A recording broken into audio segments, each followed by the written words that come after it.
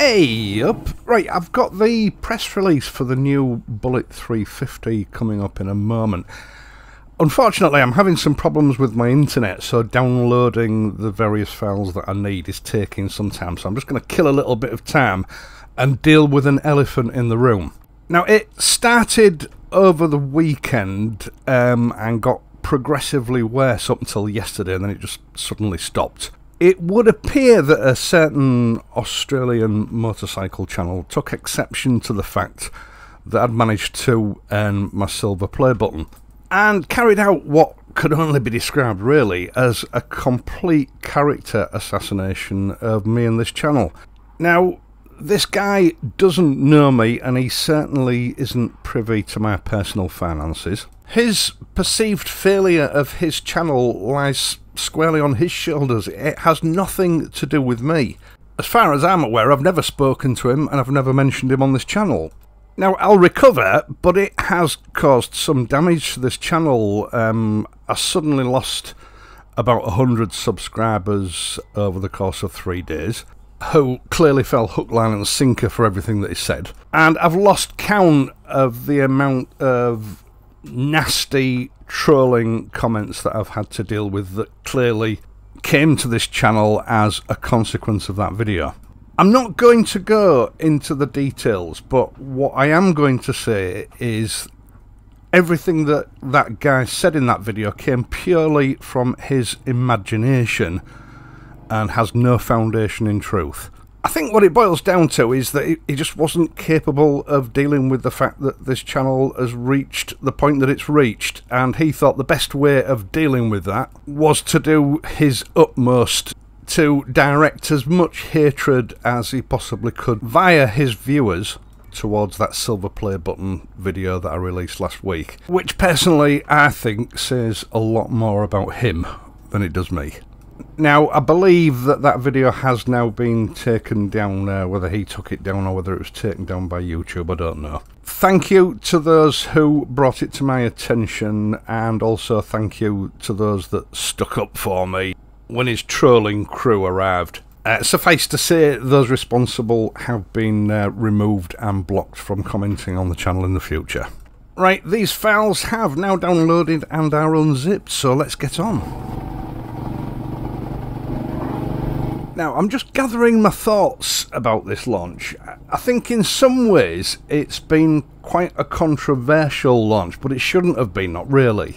The Royal Enfield Bullet is probably the most famous motorcycle in the world. Granted, it's changed a lot since it was first introduced in 1932, but it is the longest continually produced motorcycle model in motorcycling history. A few people challenged that fact in my last video, but the truth is, the Royal Enfield Bullet had already been through several permutations by 1954 when it began production in India.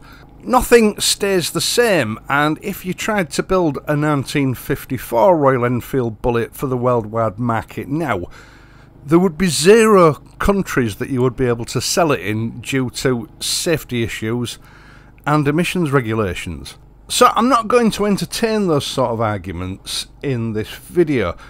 This bike has evolved over the decades. It's had to keep up with legislation, but I believe Royal Enfield has done it sensitively and in keeping with the bike's heritage. Now, I think the big thing that's confused people, apart from the fact that it's not a 500, is the fact that it's been released after the Classic. But I remember that I did moot way back sort of 2 or 3 years ago when I first slung a leg over the Meteor that the J platform had been designed to incorporate several models, including the Classic and the Bullet. I think it's the order of release that has confused people. In reality, I'm pretty sure that Royal Enfield intended producing this model from the J platform right at the original design stage. The original Classic was derived from the Bullet, and I think the way people are interpreting it here is that they've now derived the Bullet from the Classic, but as I've said, I don't think that that really is the case. It's just the sequence of launch, I think, that has muddled people up a bit with it. Structurally, the Classic and the new Bullet are pretty much one and the same bike, with just enough cosmetic detail changes to differentiate between the two models. I do now have confirmation that the Bullet will be available in the UK and Europe. I do have the UK prices, and I'll pass them on to you towards the end of this video. As far as I can see, the engine, the running gear, wheels and chassis are all components shared with the Classic, but there are a few differences. The rear mudguard has the distinctive Bullet sort of slightly squared off shape. It features a new 13-litre teardrop style tank. The front mudguard looks to be the same item as we've already seen on the Classic, but of course the most notable difference is that the rider's saddle and pillion pad that we're familiar with the Classic has now gone, and a sort of King and Queen style bench seat replaces that. This possibly constitutes the only difference to the chassis as well, in that the seat rail may have had to be altered in order to accommodate the new seat. The Hunter and the Meteor are granted two very different bikes from the Classic and the Bullet. And as far as the Bullet and Classic is concerned, I think we should sort of see them as bizygotic twins. You know, they are incredibly closely related, and in that respect they share a lot of common traits, and there are only very slight outward differences in the detailing. Two peas from the same pot. Enough to make a difference and visually differentiate the two models, but not enough to make them two completely different bikes from a rider's perspective. I think if we're honest with ourselves, this was how it was always going to be when this model was eventually released. In fact, it's the only way Royal Enfield could really have done it.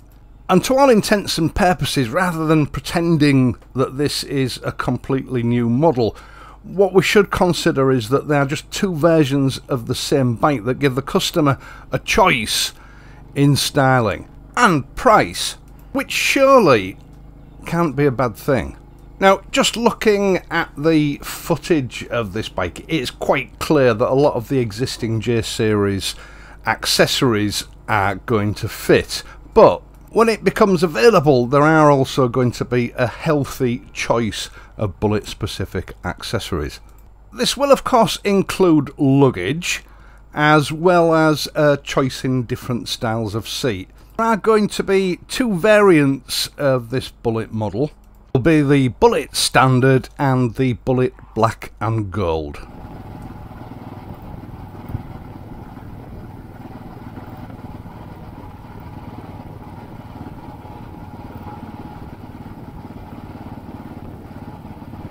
The standard version will be available in black or maroon, with polished engine casings and the famous hand-painted pinstripes on the tank.